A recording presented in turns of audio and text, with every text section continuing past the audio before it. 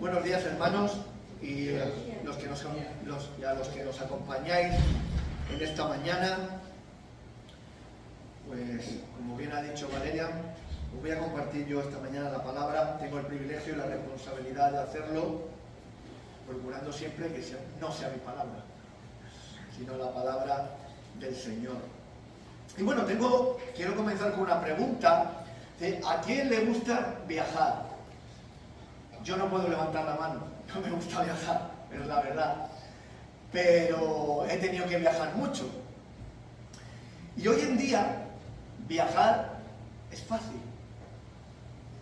Hoy en día viajar es fácil. Y voy a poner dos ejemplos. En la época de la Biblia, de Babilonia a Jerusalén, a pie, se tardaba unos 4 meses.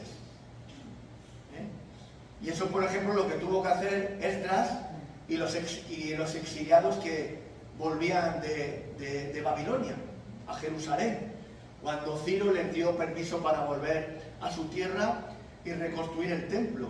Pues 4 meses, de arriba, de abajo, es lo que tardaron en llegar. Imaginaros que tenéis que andar durante 4 meses. O en el siglo XVI, de España a Colombia, con buenos vientos y buen tiempo, se tardaba 40 días. En los barcos de vela de la época. Así que imaginaros la gran diferencia a tiempos antiguos a lo que es hoy en día. Cuando se viaja, se conocen otras culturas, otras formas de pensar, de vivir, de sentir, de creer, porque en otros países hay otras religiones. Se conocen otras comidas, monumentos. Esas zonas, esos países tienen otra historia diferente a la que tú tienes en tu propio país. Y a veces incluso se conoce gente muy interesante con historias fascinantes. Eso es, digamos, la parte positiva, ¿no? Y en general, que todos buscamos cuando viajamos. Pues en esta mañana yo te propongo un viaje muy largo. Es un viaje muy largo, realmente, pero sin moverte de la silla. Y es lo que vamos a hacer al leer y a escudriñar el Antiguo Testamento. Estamos haciendo un viaje a otro lugar muy diferente del que nosotros vivimos habitualmente. Porque si no lo sabéis, lo vamos a ir viendo poco a poco. El Antiguo Testamento, la historia que viene aquí, no tiene nada que ver con la España del siglo XXI o la del siglo XX, donde nacimos la mayoría de los que estamos aquí. Y si no vamos con una mentalidad y una actitud adecuada, tendremos problemas. Como con la policía del país que visitas, si no conoces sus leyes. Bien, dicho esto, vamos a Lucas, el Evangelio según San Lucas, capítulo 24,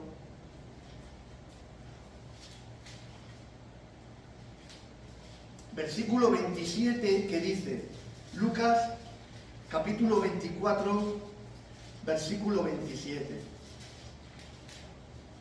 Y empezando por Moisés y siguiendo por todos los profetas, les fue explicado cada uno de los pasajes de la Escritura que se referían a él mismo. Está hablando de Jesús, después de la resurrección. Y en este mismo capítulo 24, versículo 44, dice, luego les dijo, cuando aún estaba con vosotros, ya os dije que era necesario que se cumpliera todo lo que acerca de mí está escrito en la ley de Moisés, en los profetas y en los salmos. Aquí sigue el Señor Jesucristo hablando con los discípulos después de su resurrección y aparición a ellos. ¿A qué se refiere? ¿A qué se está refiriendo Jesús cuando está hablando con estas personas, con los discípulos? Pues al Tanakh, acróstico Tanakh, que es en hebreo la T, que significa Torah, la N, que significa Nevi'im, que es profetas en hebreo, y la K, que es Ketuvim, que es los escritos, que es la Biblia hebrea, o la Biblia judía, o lo que nosotros llamamos Antiguo Testamento. Y es la única que existía en ese momento. La que utilizó Jesús para enseñar y la única que tuvieron los apóstoles en los primeros años del cristianismo. Son 24 libros, son los 24 libros que son nuestros 39. Los judíos no tenían ni uno más ni uno menos de lo que teníamos nosotros. Lo que pasa que porque ellos, entonces ¿por qué son 24 y nosotros 39? Porque ellos juntaban libros que nosotros no juntamos. Por ejemplo, Primera y Segunda de Samuel, para ellos era solo un libro. Primera y Segunda de Reyes, para ellos era solo un libro. Primera y Segunda de Crónicas, para ellos era solo un libro. Esdras y Nehemías lo juntaban y para ellos era solo un libro. O los 12 profetas menores, para ellos era solo un libro. Y ahí se va reduciendo hasta que son sus 24 libros del canon hebreo, la Biblia hebrea, la Biblia judía, que son nuestros 39 libros. Así que por ahí tengamos la tranquilidad de que la revelación dada a los judíos es la misma que tenemos nosotros. Y esa revelación, esos 24 libros, 39 nuestros, era suficiente en ese momento de la historia, en la de los discípulos y en la de Jesús. Era suficiente, pero no completa. No era completa. Más tarde llegaría el Nuevo Testamento. Más tarde los apóstoles, Pablo, Lucas y otros escribirían nuestro Nuevo Testamento. La Torá, como hemos dicho, la Torá en hebreo, que significa ley o instrucción, y Pentateuco, como lo conocemos nosotros, que es en griego, que significa 5 libros, pues son los que creo que todos más o menos conocemos o alguna vez hemos oído hablar de ellos. Génesis, Éxodo, Levíticos, Número y Deuteronomio, que es la base de la fe judía, los cimientos de la nación judía.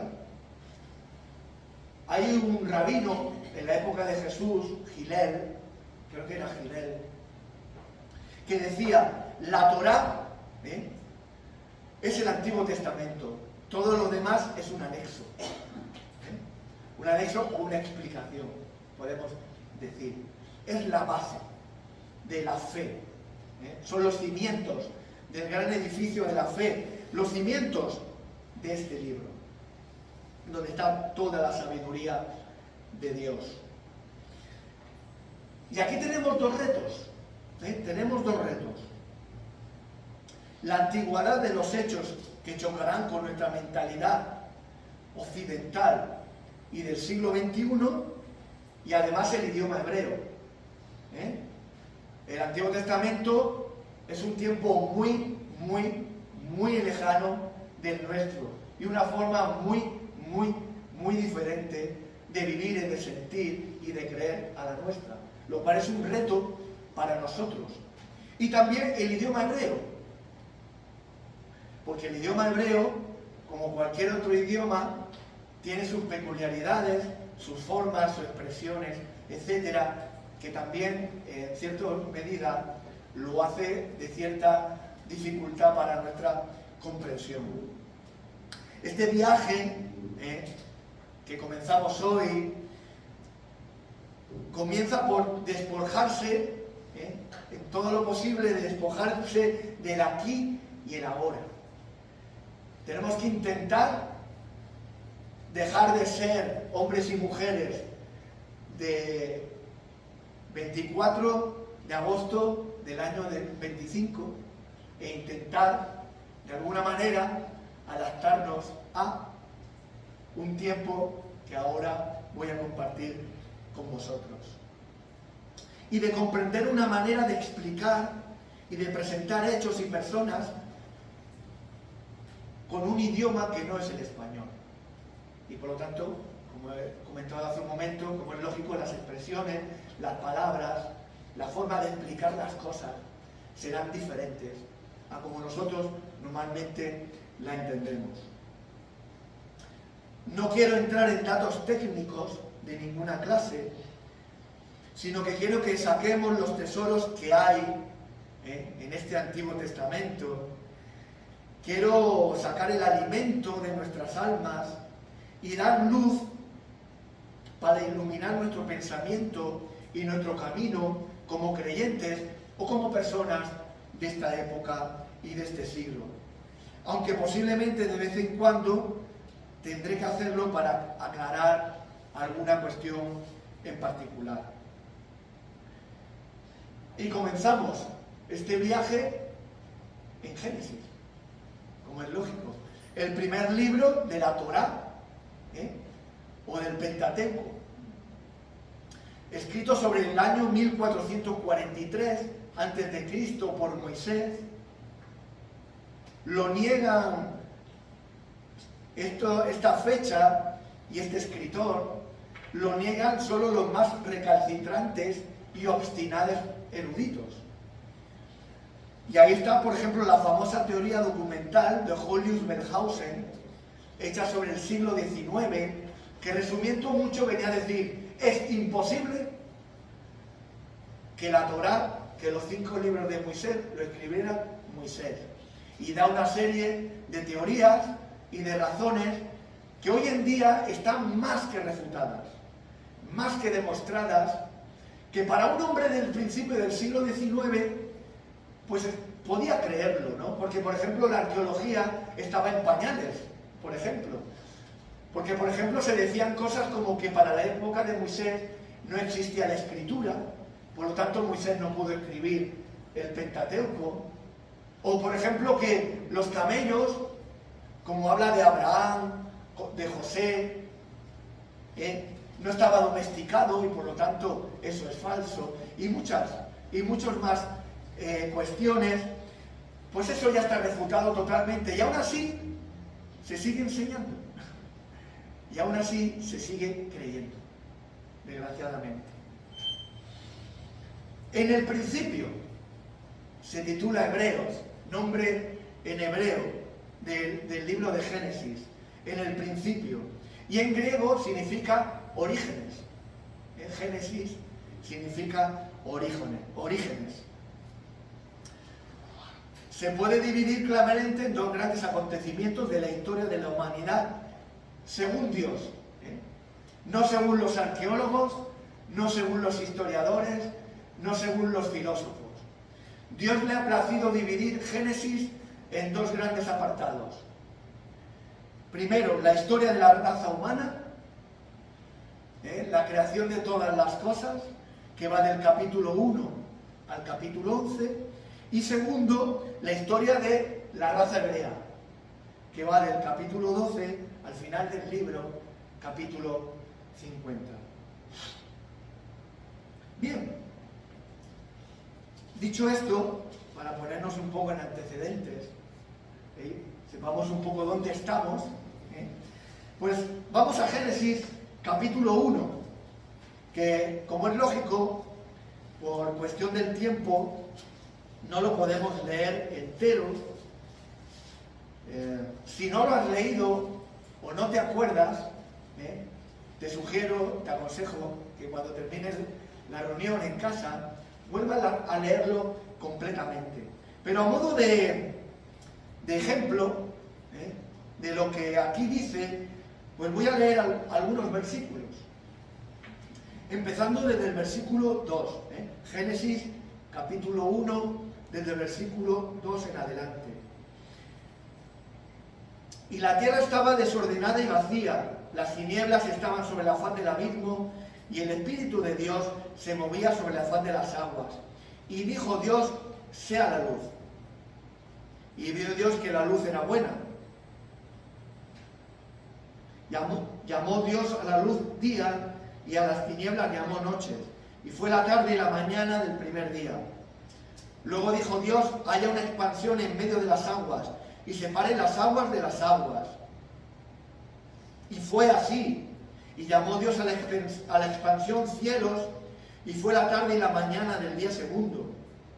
Y dijo también Dios, reúnase las aguas que están debajo de los cielos en un único lugar, para que se descubra lo seco. Y fue así. Y vio Dios que era bueno. Después dijo Dios, produzca la tierra hierba verde, hierba que dé semilla, árbol que dé fruto según su especie, cuya semilla esté en él sobre la tierra. Y fue así. Y vio Dios que era bueno, y fue la tarde y la mañana del tercer día.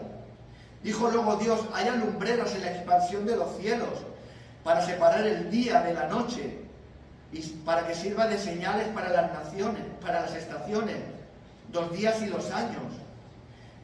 Y hizo Dios las 2 grandes lumbreras, la mayor para enseñorear en el día y la menor para enseñorear en la noche. E hizo también las estrellas. Y vio Dios que era bueno, y fue la tarde y la mañana del cuarto día. Y dijo Dios, produzca las aguas seres vivos, y aves que vuelen sobre la tierra, en la abierta expansión de los cielos. Y creó Dios los grandes monstruos marinos, y todo ser vivo que se mueve. Y los bendijo Dios, y les dijo, fructificad y multiplicaos. Y fue la tarde y la mañana del quinto día. Y dijo Dios, produzca la tierra seres vivos, según su especie, bestias, serpientes y animales de la tierra, según su especie. Y fue así. E hizo Dios los animales de la tierra. Y vio Dios que era bueno. Entonces dijo Dios, sí. Entonces, y vio Dios que era bueno. Entonces, bueno, sí, versículo 26. Entonces dijo Dios, hagamos al hombre a nuestra imagen, conforme a nuestra semejanza, y señoré sobre los peces del mar, sobre las aves de los cielos, sobre las bestias, sobre toda la tierra, y sobre todo animal que se arrastra sobre ella. Y el versículo 31. Y vio Dios todo cuanto había hecho, y era bueno en gran manera, y fue la tarde y la mañana del sexto día.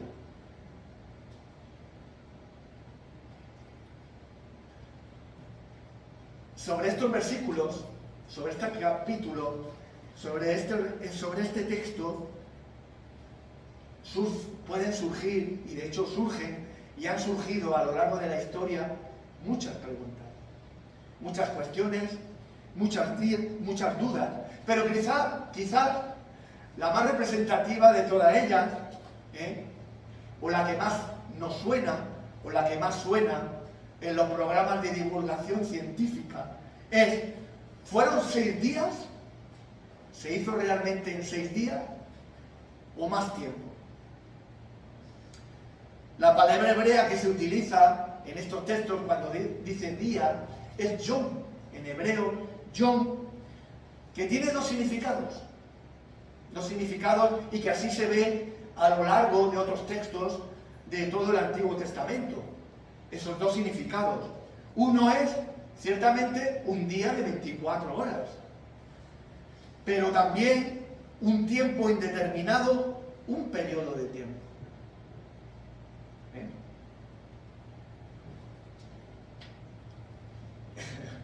Y entonces, ¿cuánto fue? ¿Cuánto tardó Dios en hacer el mundo? ¿24 horas o mucho más? Bueno, es muy cuestionable creer que todo lo que se nos narra en estos versículos, imaginaros narrar algo tan portentoso y tan grande y con tanta repercusión en la historia universal y del mundo y del hombre, darlo en 31 versículos. El escritor tenía que resumir mucho. Entonces, es muy cuestionable creer que todo lo que se nos narra en estos versículos ocurrieron en 6 días de 24 horas. Aunque si tú lo quieres creer así, es legítimo. ¿Podía hacerlo Dios en 24 horas? Sí. Podía hacerlo en 24 horas. Dios es todopoderoso. Pero igual de cuestionable es pensar que el mundo tiene millones o billones de años y se formó solo, ya que estas cuentas y deducciones se hacen sobre bases más filosóficas que científicas, para que éstas encajen en una serie de creencias. ¿Y cuáles estas creencias? No se puede creer en Dios y que Él lo hizo. Entonces, tan cuestionable es una como otra. Y tan legítima es que tú creas en una como en otra. ¿Por qué? ¿Por qué digo esto? Porque sincera y honradamente es que no lo sabemos. No lo sabemos. Pero no era el propósito del escritor divino darnos unos datos científicos, especialmente para los hombres y las mujeres de este tiempo que no lo iban a entender.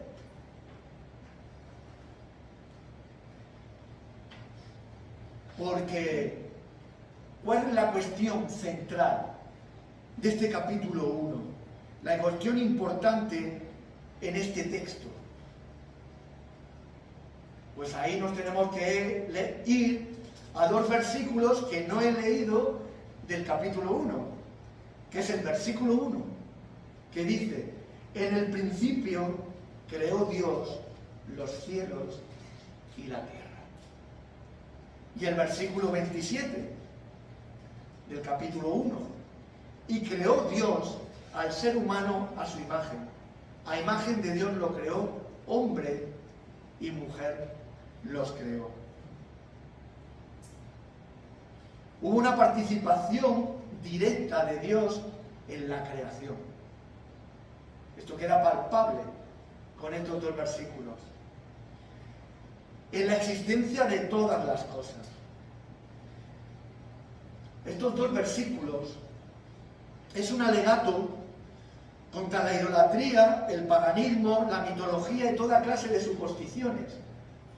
Ahí nadie cuestiona esto. Por supuesto que sí, los dioses griegos, egipcios, babilonios. ¿Quién puede creer en esos dioses? ¿No? O la explicación que se da en diferentes culturas de la creación del mundo, de dioses que derraman su sangre, que matan a otros dioses y que de su muerte surgen las estrellas. Ahí todos estamos de acuerdo. Lógico que sea un alegato contra el paganismo, la mitología y toda clase de sus supersticiones. Pero también estos 2 versículos, el 1 y el 27, es un alegato contra el materialismo evolucionista en todas sus variaciones. En los que habrá mucha gente que te diga: tú estás loco.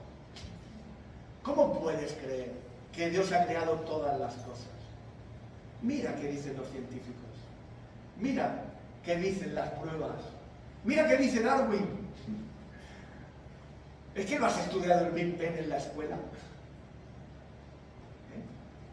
Pues es un alegato contra las 2 posiciones. Y si no creemos esto, si no creemos Génesis 1, nada de la Biblia tiene sentido. Es todo un cúmulo de mentiras, de cosas que no sucedieron. La Biblia es un castillo de arena que se va desmoronando, que no tiene consistencia. Y puede venir cualquier filósofo o científico y demostrarte que lo que tú crees es una falacia absoluta y mentira. Pero no ha ocurrido porque es verdad. Los científicos, los verdaderos científicos, siempre chocan con la realidad de la Biblia. No han dado muchas teorías, pero no han podido demostrar que la Biblia miente. Darán muchas teorías, más o menos aceptadas, pero no han demostrado que la Biblia miente.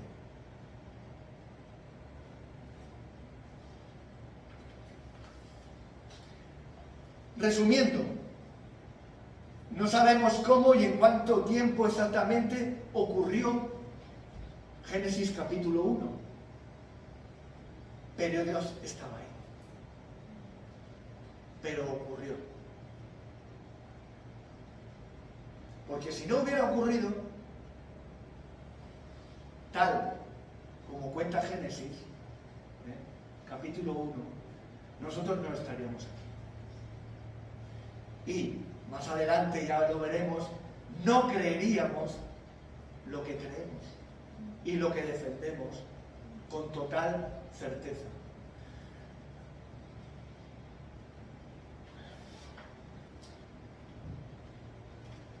En el versículo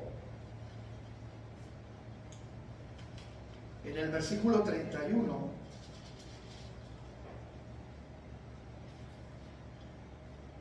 no, perdón,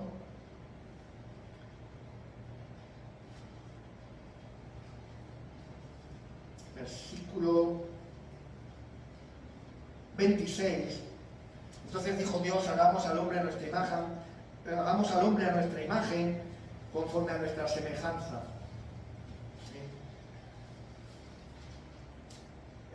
Aquí vemos a Dios, pero más que a Dios, podemos ver al Trino Dios en este capítulo 1, en el versículo 26 particularmente. Bueno, y también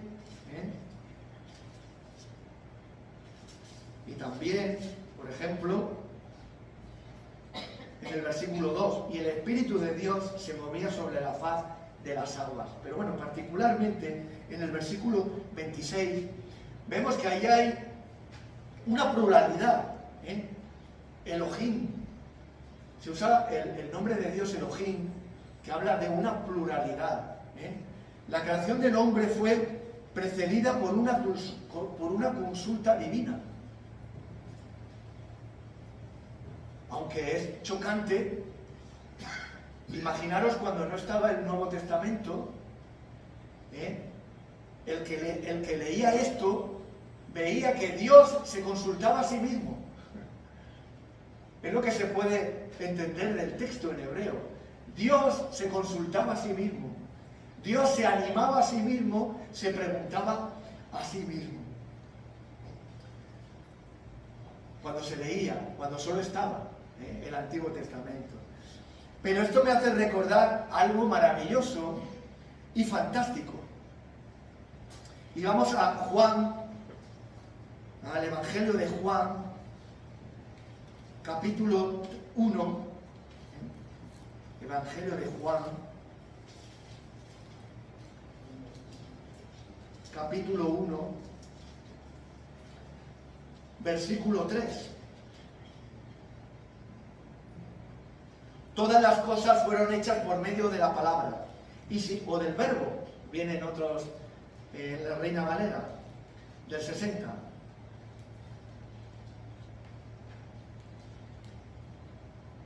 Todas las cosas fueron hechas por medio de la palabra, y sin ella nada de lo que ha sido fue hecho.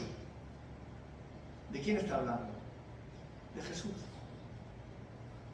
Capítulo 8, versículo 58.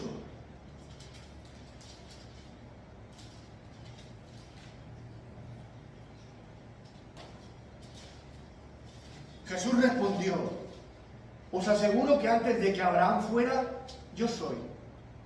Antes de que existiera Abraham, que la historia de Abraham empieza en el capítulo 11, mitad del 11, capítulo 12 de Génesis. Antes que Abraham existiera, antes que el padre de la nación judía existiera, yo ya existía antes. Colosenses, capítulo 1.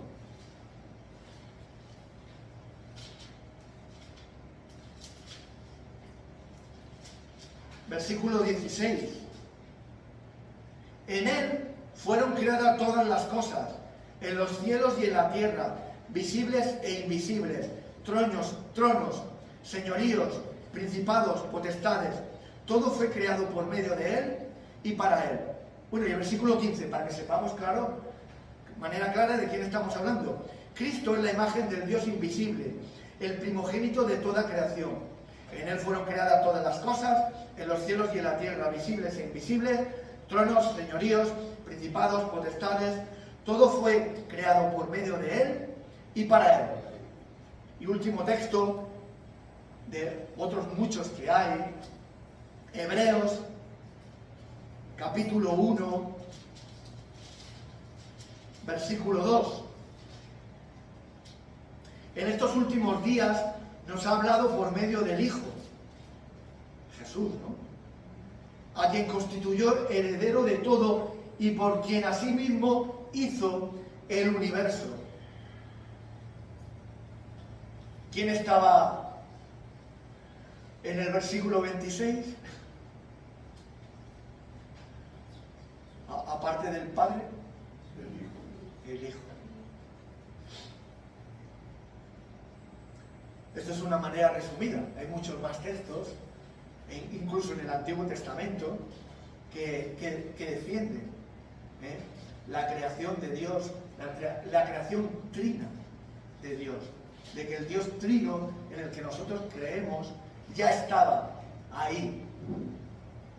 Jesús no es un ser creado, sino el creador de todas las cosas. Acabamos de leer. Dios, pues solo Dios estaba ahí y creando.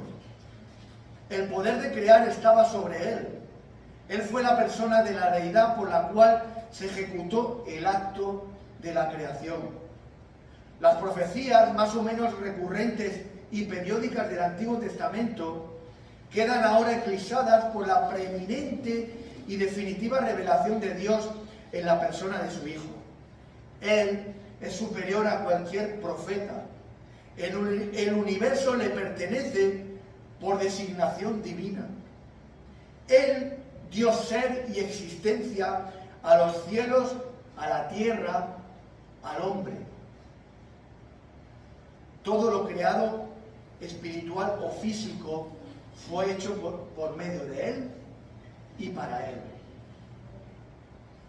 Este Jesús es Dios, el Dios que ha creado todo lo que nuestro pie pisa, nuestras manos tocan, nuestros ojos ven. Este es el Jesús que se encarnó en una mujer, María. Un misterio, desde luego, cómo es Dios, creador de los cielos y de la tierra, entró en un vientre y se hizo un niño pequeño. Un misterio. Pero quizá el misterio más grande es que lo hizo porque nos ama. Lo hizo porque nos ama. No tenía ninguna obligación de hacerlo. Y lo hizo, otro misterio aún más grande que su encarnación, es que lo hizo para morir en una cruz. El Dios, creador de los cielos y de la tierra y de nosotros, y nuestro Señor, murió, se encarnó como hombre para dejarse matar en la cruz, porque nos ama, porque te ama a ti y porque me ama a mí. No lo hizo por otra cuestión. No lo hizo por otra razón. Lo hizo por ti. Lo hizo por mí. Y si eres sincera contigo mismo, te puedes preguntar, ¿pero por qué? Yo no lo merezco. No lo merezco. Nunca me he preocupado de Dios. Pues alguna vez he pensado en Él, pero nunca me he preocupado por lo que Él piensa, por lo que Él quiere de mí. Tú conoces tus pecados, yo conozco los míos, y ciertamente me avergüenzo de ellos. Dios lo hizo porque nos ama.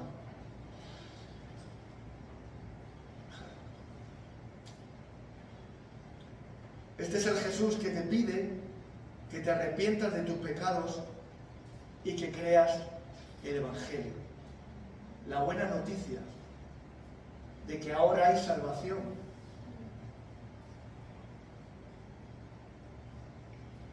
Ven a Jesús. Él quiere y puede salvarte. Que el Señor bendiga.